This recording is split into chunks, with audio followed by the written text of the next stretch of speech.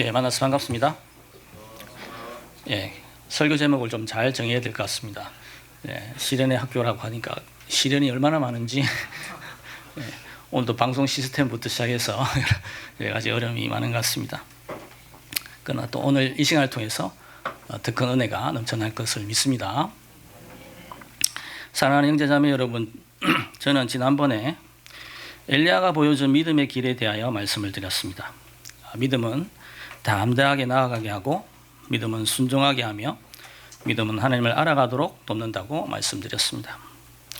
엘리야가 보여준 그 믿음의 길을 계속해서 배워가고 노력하는 자들이 다 되시기를 다시 한번 축원의 말씀을 드립니다.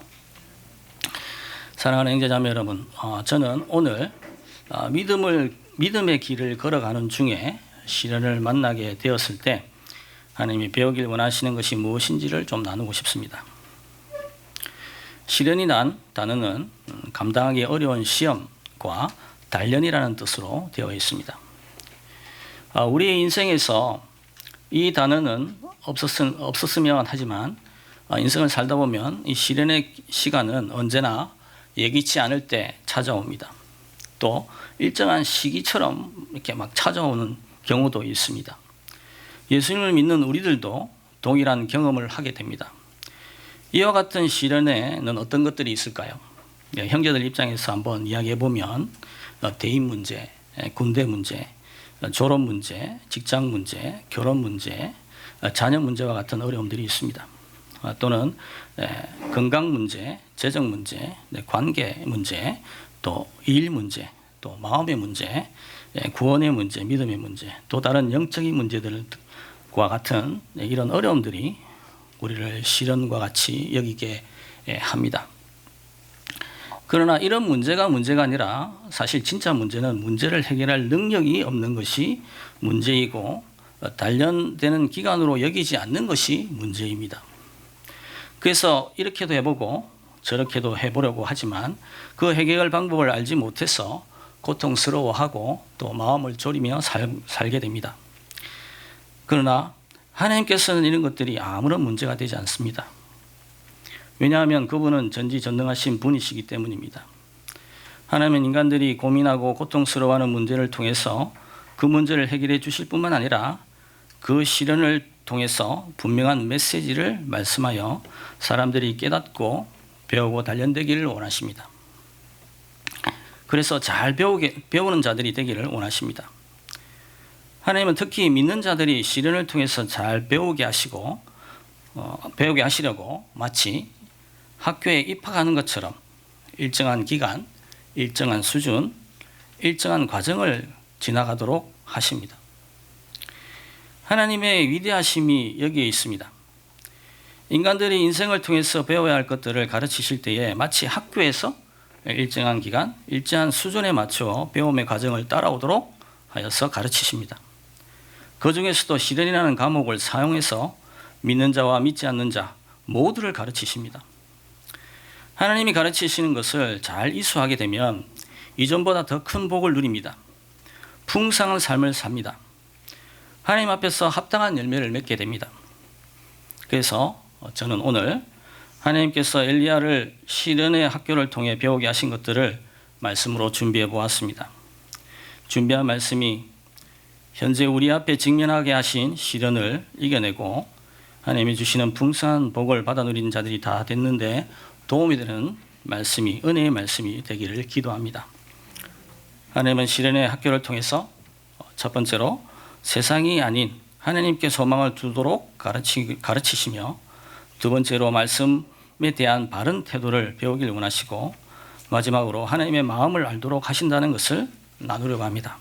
잘 준비했습니다. 잘 들어주시기를 다시 한번 부탁의 말씀을 드립니다.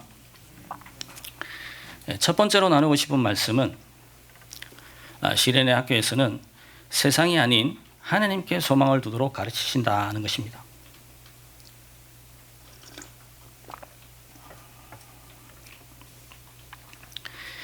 하나님께서는 자신을 믿고 따르는 백성들을 축복하시며 도우시며 항상 풍성하도록 채우시기를 원하십니다. 그러나 때때로 생각하지 못한 어려움들을 경험하게 되는 것은 자신들의 백성들이 세상이 아닌 하나님께 소망을 계속해서 두고 살아가는 자가 되게 하시기 위해서입니다. 시련이라는 과목을 통해서 세상엔 소망이 없음을 잘 보여줍니다. 세상에는 소망이 없습니다. 왜냐하면 세상은 언제나 부족하기 때문입니다.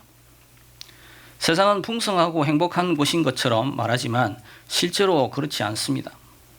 세상은 언제나 한정적이며 편중되어 있으며 모든 면에서 부족합니다. 현대시대에 가장 유용하고 필수 불가결한 자원인 석유 자원만 하더라도 중동과 몇몇 나라에서만 집중적으로 나옵니다. 다른 나라에는 없습니다. 그래서 그것을 얻기 위해서 정당한 값을 치르고 사오기도 하지만 강한 군사력과 외교력으로 그것을 빼앗아오기도 합니다. 현재 중동에 벌어지고 있는 전쟁들은 이 자원 때문에 일어나는 경우가 많습니다. 이와 같이 자원은 편중되거나 한중적이므로 늘 부족함을 느낌에도 불구하고 많은 사람들은 세상에 답이 있고 그 속에 행복을 찾고 풍성을 찾을 수 있다고 생각하거나 그렇게 말합니다. 그러면서 과학이 발달하고 의학이 발달하면 가능하다고 말합니다. 그러나 실상을 보면 그렇지 않습니다. 의학이 발달하였으나 신약과 같은 약은 너무 값이 비쌉니다. 그래서 그 삭을 살 수 없어서 죽어갑니다. 반대로 값이 싼 약이라고 할지라도 제3국가 같은 가난한 나라에선 그 약이 없어서 죽어갑니다. 이처럼 세상은 불공정하고 부족하며 모든 면에서 한계가 있음을 보면서도 여전히 많은 사람들이 세상을 그렇게 보지 않습니다. 그들은 단지 돈이 없을 뿐이라고 말합니다. 그런 돈조차도 빈익빈 부익부라고 해서 있는 자는 더 있고 없는 자는 더 없습니다. 이처럼 세상은 언제나 소망이 없습니다. 이것은 그리스도인에게도 예외가 아닙니다. 이 세상엔 소망이 없습니다. 오직 하나님께만 소망이 있습니다. 오직 하나님께만 소망이 있습니다. 우리가 직면한 시련과 같은 어려움들은 그리스도인이라고 예외가 아닙니다. 이 같은 시련들은 그리스도인들에게도 세상엔 소망이 없고 오직 하나님께만 소망이 있다는 것을 깨우쳐 줍니다. 시련은 하나님께 소망을 계속해서 두고 하나님의 도우심을 얻도록 하심으로 세상의 유혹에 속아 넘어가지 않도록 하시는 하나님의 지혜입니다. 이 지혜를 엘리야가 먼저 경험했습니다. 왕상 17장 7절 말씀 같이 한번 보시겠습니다. 같이 한번 읽어보겠습니다. 시작. 땅에 비가 내리지 아니하므로 얼마 후에 그 시내가 마르니라.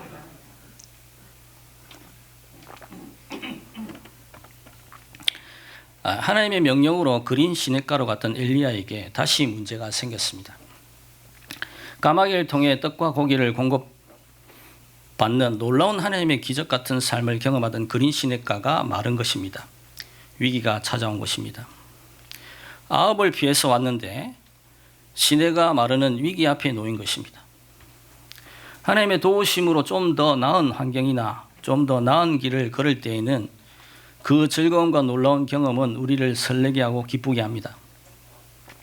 그러나 하나님이 이 세상에서 누리는 만족한 삶에 머물기를 원하지 않으십니다. 항상 자신을 돌보시는 하나님께 마음을 두고 소망을 두기를 원하시고 그 길을 걸어가길 원하십니다. 그래서 때때로 어려움과 부족함을 경험하도록 하십니다.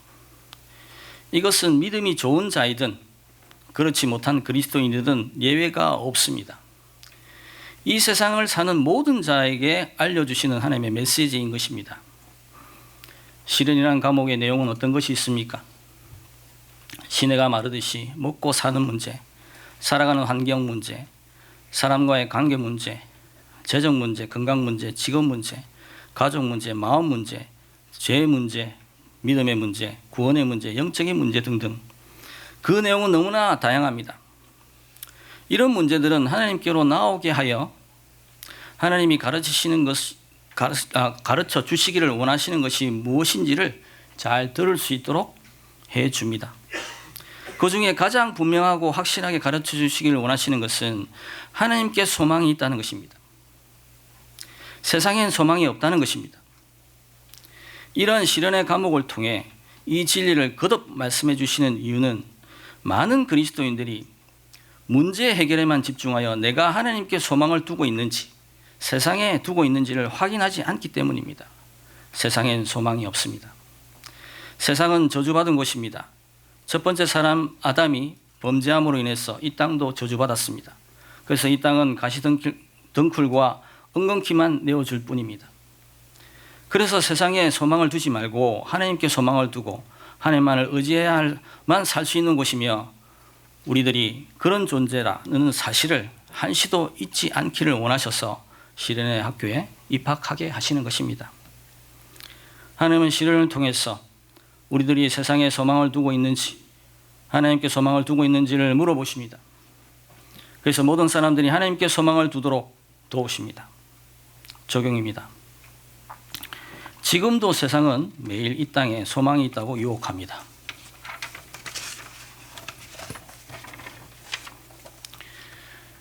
이것 한번 잡숴봐. 이것으로 말할 것 같으면 애들은 가라, 애들은 가. 이런 소리를 어릴 때 많이 들었습니다. 시장 가는 길이나 공터에서 서커스나 촬영을 하면서 만병통치약이라고 정력이 좋다고 가짜약을 팔던 자들이 있었습니다. 그런데 재밌게도 그렇게 호객하고 유혹하면 얼마나 잘 먹히는지 지나가는 사람들이 발을 멈추고 서서 그 약들을 사서 가는 것을 꽤 많이 보았습니다. 이처럼 쉽게 유혹에 넘어갑니다. 요즘은 이렇게 하면 행복하다고 유혹합니다. 이것을 먹으면 행복하다. 이렇게 살면 또 더 많은 돈을 벌면, 이런 체제가 되면, 이런 생각과 사상을 가져야만 행복하다고 유튜브나 인스타나 틱톡 그리고 인터넷과 방송을 통해서 일제히 쏟아냅니다. 이 같은 유혹에 너무나 쉽게 많은 사람들이 휩쓸립니다. 심지어 그리스도인이라고 하는 자들조차도 이런 유혹에 속아 이 세상의 삶에 모두 매여 삽니다. 하나님보다, 하나님의 은혜보다, 말씀보다 이들의 말을 더 신뢰하고 그렇게 살아야만 소망이 있는 것처럼 생각합니다. 그래서 하나님께서는 시련의 학교에 입학시키십니다. 시련이라는 과목을 통해 우리에게 세상을 향하는 마음을 고쳐주십니다. 제가 모임과 함께 하려고 결정하려고 할 때쯤 서울에 집을 알아보았습니다. 집을 볼 때마다 화가 났습니다. 집은 없고 좋아 보이지도 않았습니다. 그러던 차에 더 넓고 좋은 아파트가 용인지구 저 안쪽으로 있다고 공인중개사가 말을 했습니다. 집을 둘러보고 계약해야겠다. 그런 마음이 쑥 하고 생겼습니다. 그래서 차를 몰고 갔습니다. 아파트 입구에 들어가기 위해서 신호를 받고 좌회전을 하려고 하는데 차가 와서 차 옆으로 오토바이가 와서 쾅 하고 부딪혀서 사고가 났습니다. 이 교통사고로 인해서 집은 구경도 못하고 모든 계획에 문제가 생겼습니다. 며칠 동안 교통사고 수습하느라 시간을 보내야 했습니다. 또 그 일이 잘 처리되도록 기도해야만 했습니다. 하나님은 그 일로 제 안에 숨겨있던 유혹을 제거해 주셨습니다.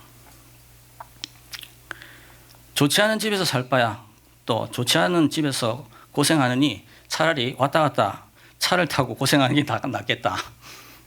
그래서 차가 있으니까 계속 왔다 갔다 하면서 전도도 하고 모임과 함께 하면 되지 하는 생각이었습니다. 그런데 그것을 싹 하고 제가 시켜주셨습니다. 결단하고 서울로 이사해서 모임과 함께 할 수 있게 해주셨습니다. 제 안에 세상에 소망을 두지 않고 하나님께 소망을 두게 하시려고 하나님께서는 시련을 허락하셨습니다.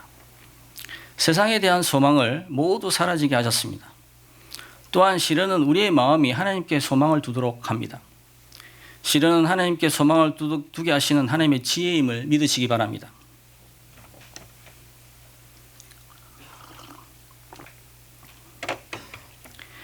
하나님이 시련에 직면하게 하시는 것은 하나님께서 소망을 두게 하는 하나님의 지혜이며 하나님이 그것을 위해서 시련이라는 과목을 하나님의 학교에 넣어두신 것입니다. 바울은 이 사실을 너무나 잘 알았습니다. 로마서에 그 말씀을 잘 소개하고 있습니다. 로마서 5장 2절에 4절까지 말씀입니다. 같이 한번 읽어보겠습니다. 같이 한번 읽어봅시다. 읽겠습니다. 시작. 또한 그로 말미암아 우리가 믿음으로 서 있는 이 은혜에 들어감을 얻었으며 하나님의 영광을 바라고 즐거워하느니라. 다만 이뿐 아니라 우리가 환난 중에 즐거워하나니 이는 환난은 인내를, 인내는 연단을, 연단은 소망을 이루는 줄 알미로다. 하나님은 우리를 창조하신 분이시니 우리가 어떤 존재인지 너무나 잘 아십니다. 죄로 인해서 문제가 생긴 존재이기 때문에 어디에 문제가 있는지도 잘 아십니다.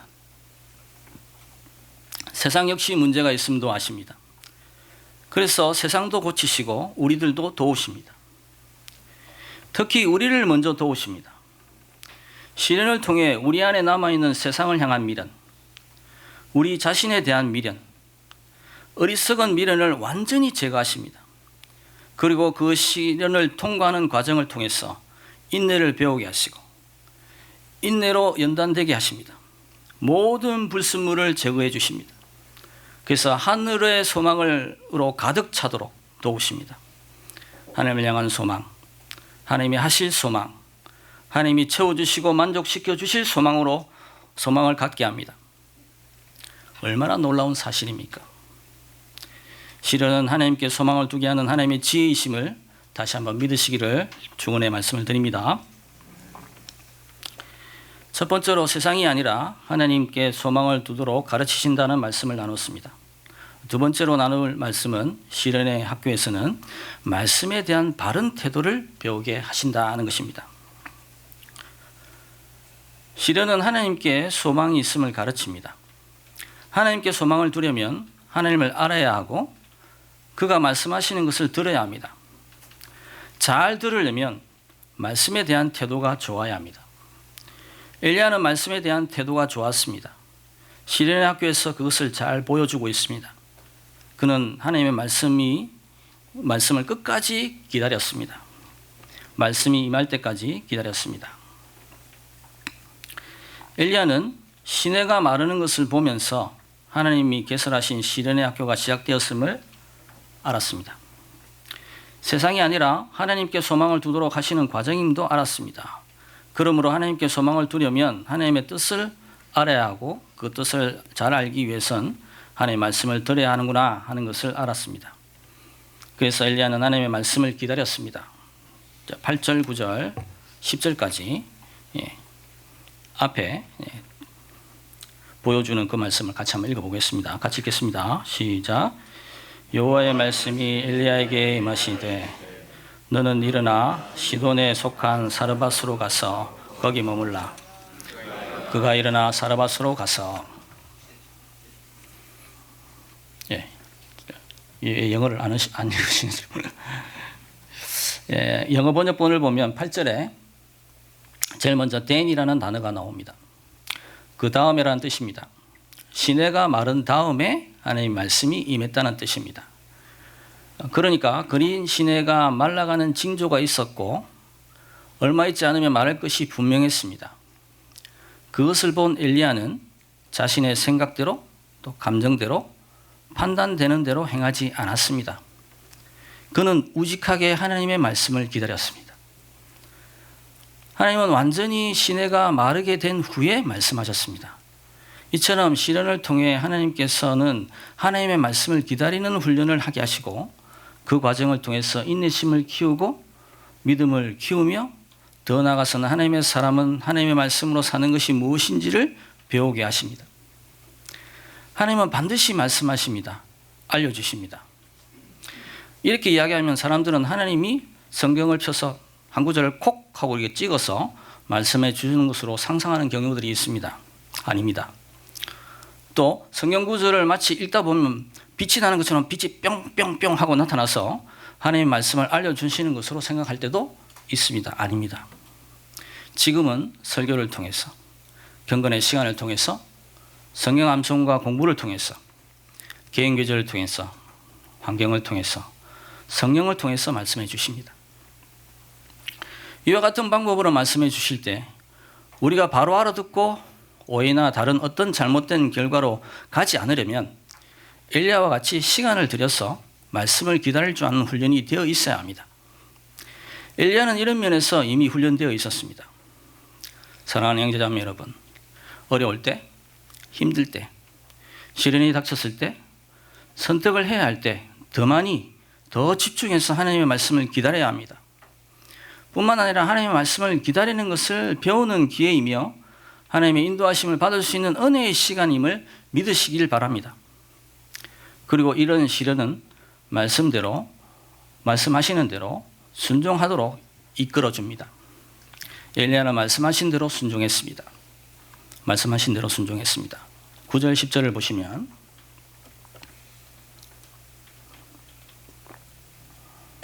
예, 9절 10절입니다. 같이 읽겠습니다. 시작. 너는 일어나 시돈에 속한 사르밧으로 가서 거기 머물라. 내가 그곳 과부에게 명하여 네게 음식을 주게 하였느니라. 그가 일어나 사르밧으로 가서 성문에 이를 때에 한 과부가 그곳에 나뭇가지를 줍는지라. 이에 불러 이르되 작은데 그릇에 물을 조금 가져다가 내게 마시게 하라. 엘리야가 시내가 마른 것을 보면서 주의 말씀을 주실 때까지 기다리고 있을 때 드디어 하나님의 말씀이 그에게 임했습니다. 그러나 주신 말씀은 순종함이 있어 불평하게 하는 요소가 담겨져 있었습니다. 엘리야가 불평할 수 있었던 첫 번째 요소는 사막을 지나는 것이었습니다. 심지어 긴 여정이었습니다. 그린 시내가에서 사르밧까지 120km 정도의 사막이 펼쳐져 있었습니다. 엘리야는 햇빛이 뜨겁고 내려쬐는 이 사막을 지나가야 했습니다. 불평이 나오고도 남을 길이었습니다. 그는 아마 이렇게 이야기했을지도 모르겠습니다. 처음부터 옮길 필요가 없는 곳으로 인도해 주시지 왜 이렇게 고생하게 하시나 라고 불평할 수도 있었을 것입니다. 또 하나 그를 돌보게 하신 과부였습니다. 부유한 과부도 아니었습니다. 12절 말씀을 보시면 12절 말씀 같이 읽겠습니다. 시작. 그가 이르되 당신의 하나님 여호와께 살아계심을 두고 맹세하노니 나는 떡이 없고 다만 통에 가루 한 움큼과 병에 기름 조금뿐이라. 내가 나뭇가지 둘을 나와 내 아들을 위하여 음식을 만들어 먹고 그 후에는 죽으리라. 통에 가루 한 움큼과 병에 기름 조금뿐이라. 나와 아들을 위하여 음식을 만들어 먹고 그 후에는 죽으리라고 했습니다. 가진 것이 없고 여유도 없는 자에게 보내셨습니다. 우리 같으면 아이고 잘못 왔구나, 큰일 났다, 도대체 하나님은 생각이 있으신 분이야 없으신 분이야 라고 하면서 불평을 했을 법도 합니다.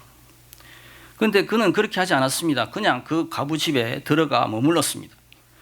하나님의 말씀대로 순종했습니다. 즉시 순종했고 어떤 어려움이 있더라도 순종했으며 자신의 생각과 다르게 상황이 전개함에도 불구하고 순종했습니다. 이것이 시련의 학교에서 엘리야가 보여준 하나님에 대한 말씀에 대한 바른 태도였습니다. 이것은 하나님께서 시련을 통해서 믿는 자와 믿지 않는 자를 구별짓는 기회로 삼으시기도 합니다. 또한 시련을 통해서 하나님의 사람이 하나님의 말씀을 기다리고 말씀대로 순종하는 수준을 높이시는 기회로 삼으십니다. 엘리야가 보여준 순종의 수준으로 자라기를 원하십니다. 엘리야의 순종은 상황을 보지 않았고 합리적으로 생각하지 않았으며 도덕적으로나 경제적으로 해결하려고 하지 않았습니다.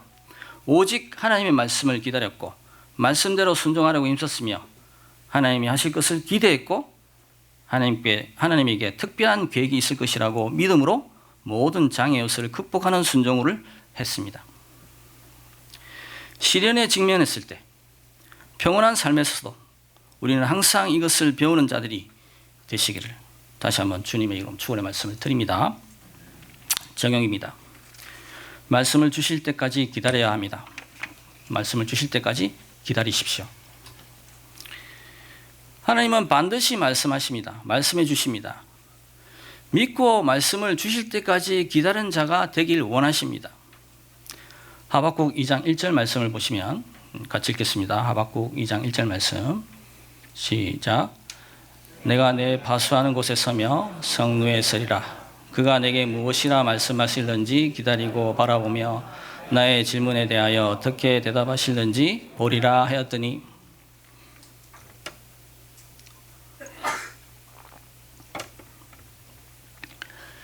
시련의 학교에서 시련이라는 과목은 하나님과 하나님 말씀에 대해 집중하도록 만들어줍니다. 하박국 선지자처럼 파수하는 곳에 서서 어떻게 말씀하실는지 간절히 기다리도록 하십니다. 제가 주님을 따라서 믿음 생활을 해보니까 하나님께서 저를 너무나 잘 아십니다. 간절히 언제 하나님을 찾는지, 언제 하나님께 소망을 두는지 시련의 과목 내용을 쫙 살피셔서 너는 요걸 집중해서 어려움을 주어야지 하나님께 집중하고 소망을 갖는구나, 하나님의 말씀에 대해서 민감한 귀를 가지는구나 하는 사실들을 알게 하셨습니다. 그 두 가지가 재정 문제와 사역을 통해서 저를 이렇게 계속적으로 하나님께 말씀을 집중하도록 만드는 것을 돌아보게 되었습니다. 한 번은 사역의 문제에 있어서 어려움이 있었습니다. 잘 되는 것 같았는데 생각지도 못한 부정적인 일을 경험하게 되어 마음에 낙심이 되었습니다. 마음이 어려워서 어떻게 할까 하다가 성경을 좀 보게 되는데 특별히 다니엘서를 읽게 되었습니다. 다니엘서를 읽는데 벨사살 왕이 교만하여 성전 기구를 가져다가 술잔을 삼으면서 잔치를 하는 중에 벽에 손이 나타나 메네 데겔 우바르신이라는 글자가 기록된 사건을 읽게 되었습니다.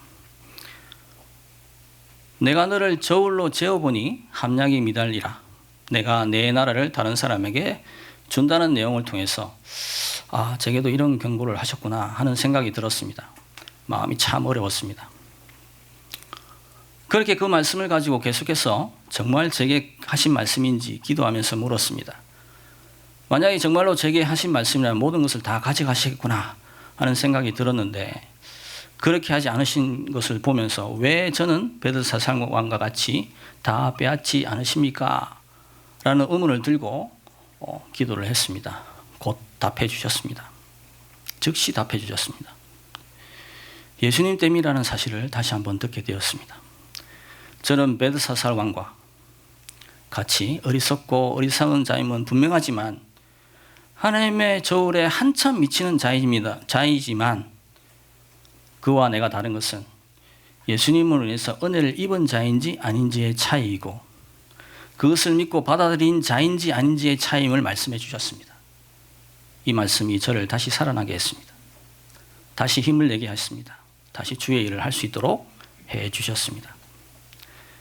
사랑하는 형제자매 여러분, 우리는 세상을 살아가다 보면 수많은 어려운 문제들이 우리 앞에 있습니다.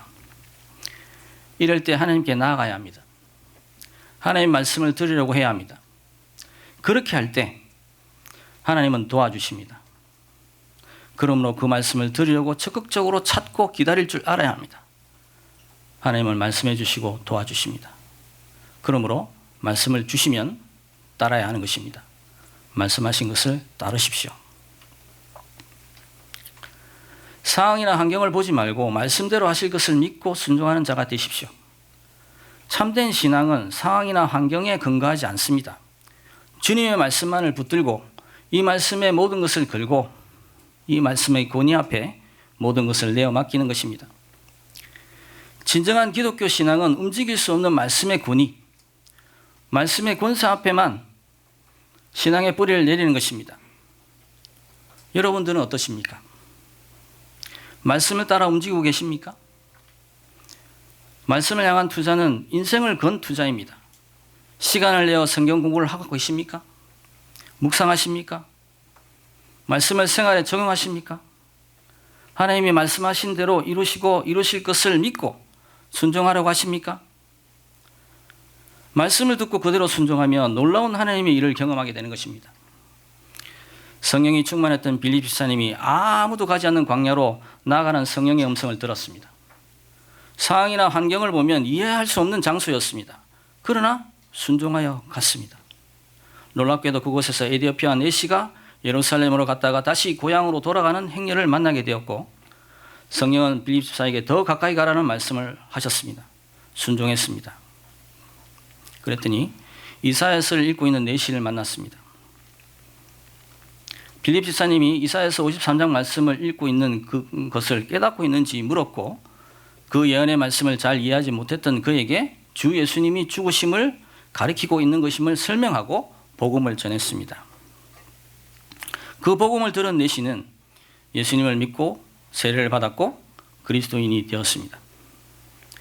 하나님이 이처럼 상황과 환경을 보지 않고 말씀대로 순종한 빌립 집사님을 사용하셔서 아무도 만날 수 없었던 광야에서 에티오피아 내시를 만나 복음을 전하게 하시고 구원하셨으며 에티오피아에 복음을 전파하게 하시는 간접 선교를 하셨습니다.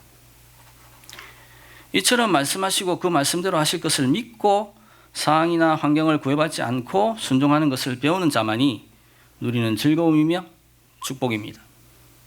모두가 이런 간증들이 넘치시기를 주님의 축원의 말씀을 드립니다. 첫 번째로 세상이 아니라 하나님께 소망을 두도록 가르치신다는 말씀을 드렸습니다. 두 번째로 말씀에 대한 바른 태도를 배워야 한다고 말씀을 나누었습니다. 마지막으로 시련의 학교에서 가장 중요한 가르침은 하나님의 마음을 배우는 것입니다. 하나님의 마음을 배우게 하신다. 입니다. 하나님은 시련을 통해서 세상이 아니라 하나님께 소망을 두게 하시고 하나님의 말씀을 기다리는 태도와 순종의 태도가 성숙하도록 가르치십니다. 또한 이 시련을 통해서 하나님은 자신이 어떤 존재이시며 우리를 향해서 어떤 계획을 가지고 계시고 있는지를 말씀해 주십니다. 특히 우리 자신의 실상을 보게 하십니다. 보기를 원하십니다. 하나님의 마음은 우리가 자신의 실상을 보기를 원하십니다.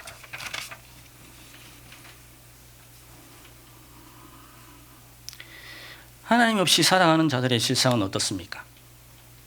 그들의 겉모습은 화려하고 아무런 근심도 없이 잘 먹고 잘 살며 평안한 삶을 사는 것처럼 보입니다. 그러나 그렇지 않습니다. 하나님은 엘리야를 시돈 땅 사르밧으로 보내셔서 그들의 실상을 보게 하셨습니다. 12절을 보십시오. 12절을 보시면 다시 한번 같이 읽겠습니다. 12절 시작.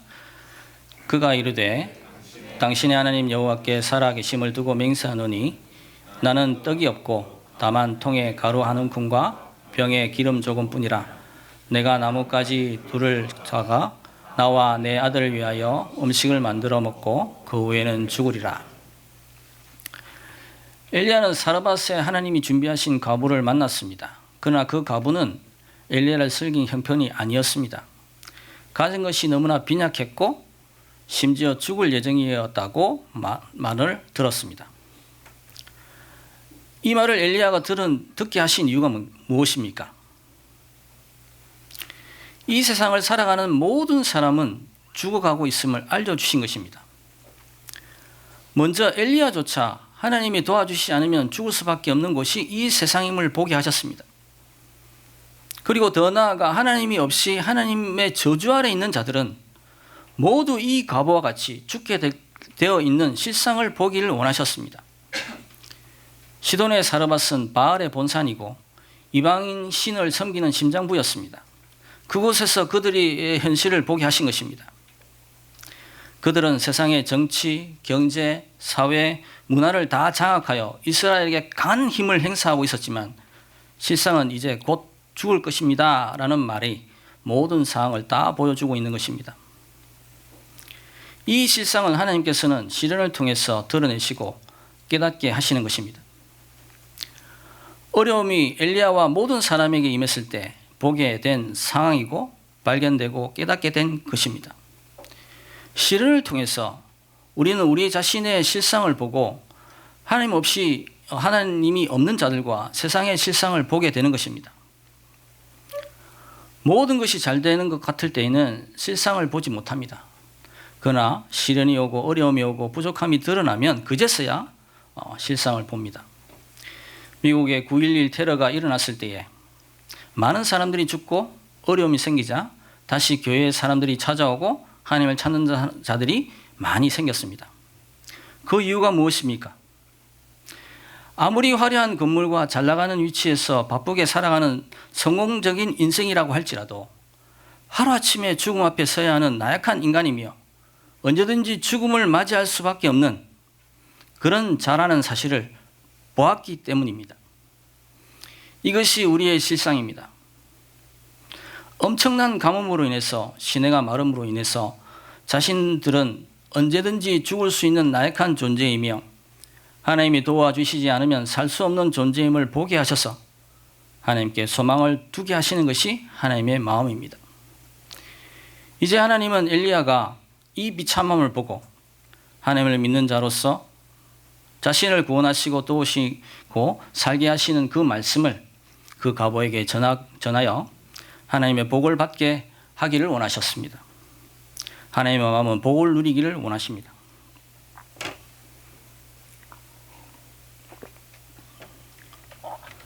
하나님의 마음은 주신 말씀에 순종하여 복받게 하시는 것입니다. 진리의 말씀을 주실 때 순종해야 합니다. 성령이 이끌 때 인도하실 때 하심을 따라야 합니다. 이와 같이 순종할 때 하나님의 복이 주어집니다. 실화가 됩니다. 엘리야는 먼저 말씀을 따라 순종함으로 복을 받았습니다. 위기의 순간 주신 말씀을 따라 순종하여 하나님이 주신 복을 누렸던 엘리야는 이제 담대하게 과부를 불러서 하나님의 말씀을 전해 주었습니다. 엘리야는 자신을 살리신 말씀이 그녀와 그녀의 아들까지도 살게 하는 복음의 말씀임을 알았고 하나님이 그들도 살리시기를 원하심을 깨달았습니다. 그래서 엘리야는 가보에게 말하고 순종하여 복받도록 도왔습니다. 13절 14절 보시면 13절 14절 같이 한번 읽어보겠습니다. 시작. 엘리야가 그에게 이르되 두려워하지 말고 가서 내 말대로 하려니와 먼저 그것으로 나를 위하여 작은 떡 한 개를 만들어 내게 가져오고 그 후에 너와 내 아들을 위하여 만들라. 이스라엘의 하나님 여호와의 말씀이 나와 여호와가 비가 지면에 내리는 날까지 그 땅에 가루가 떨어지지 아니하고 그 병에 기름이 없어지지 아니하리라 하셨느니라. 두려워하지 말고 가서. 엘리야는 담대하게 말씀을 따라서 순종할 것을 고면했습니다. 자신에게 약속하신 말씀 그대로 하나님이 하실 것을 확신하며 전했습니다. 그 말씀은 그녀에게도 소망의 메시지였습니다.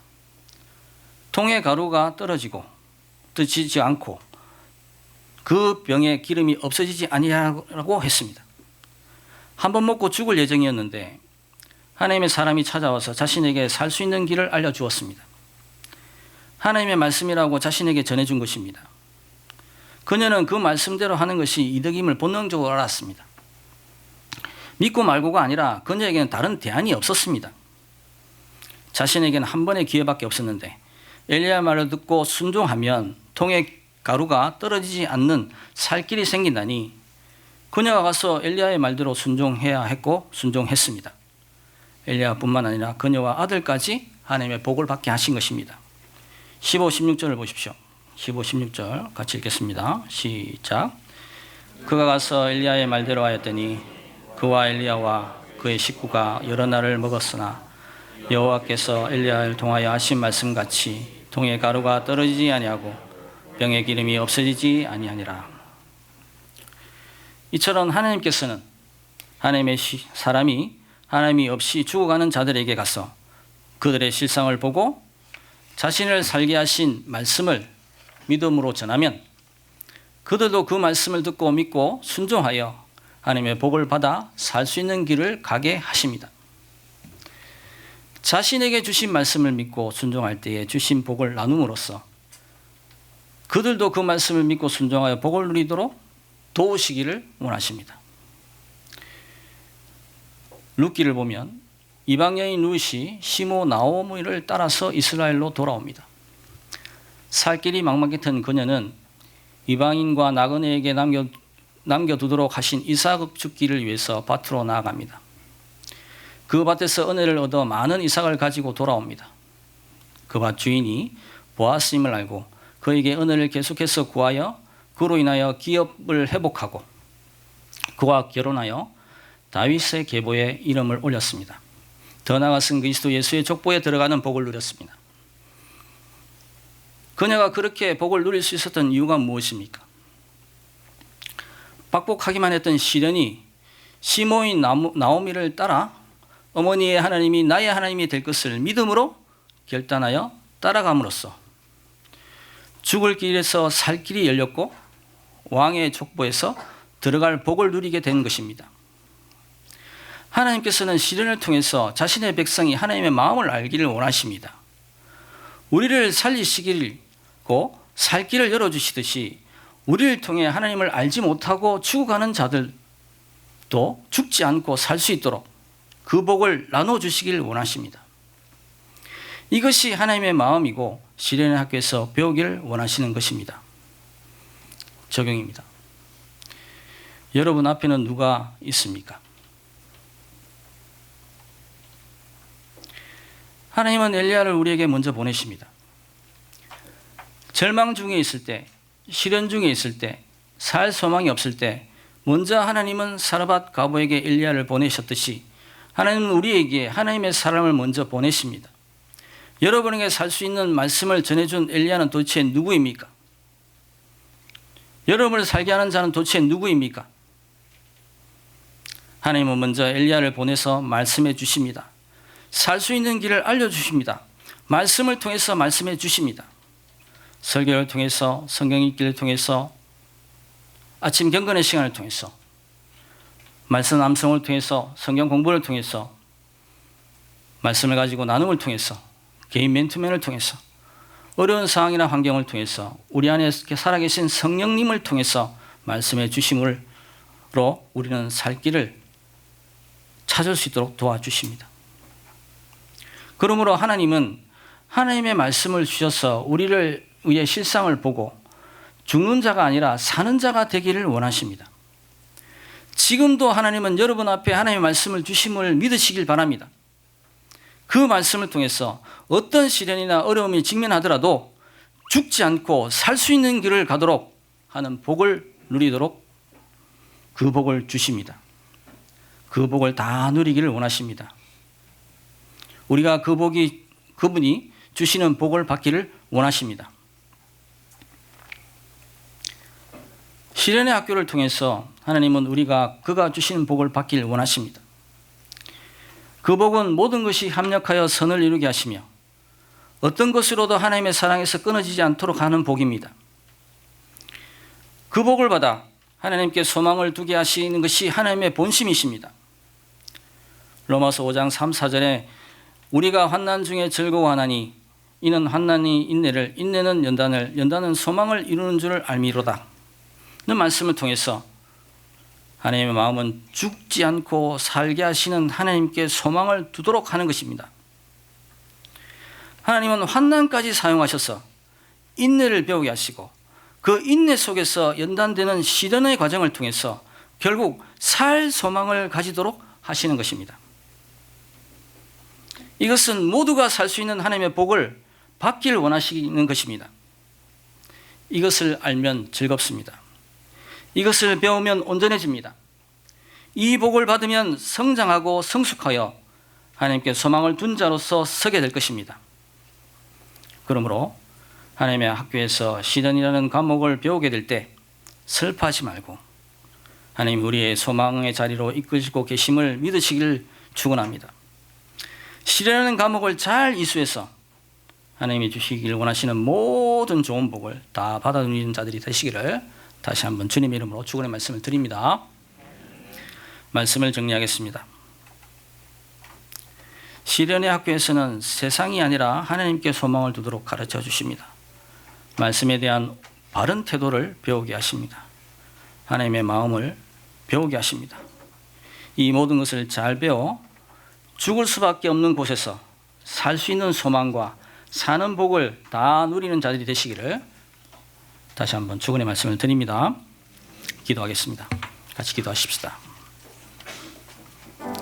자, 우리를 마음을 어렵게 하는 여러 가지 어려움들이 있습니다. 그걸 직면하셨습니까? 그 가운데 계십니까? 하나님의 마음을 잘 배울 수 있도록 도와달라고 같이 한번 기도했으면 좋겠습니다. 같이 한번 기도하겠습니다.